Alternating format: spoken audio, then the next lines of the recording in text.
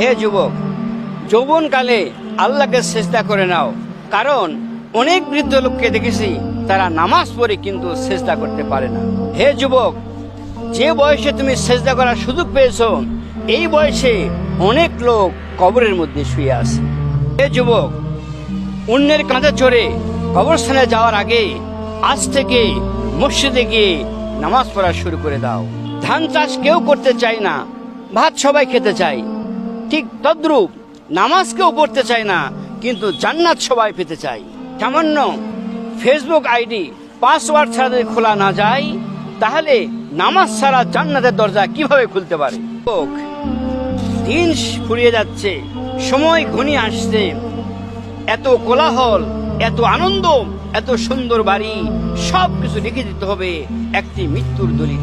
তাই বলি, বাঁচবো আর কয়দিন, এসো নামাজ পড়ি প্রতিদিন।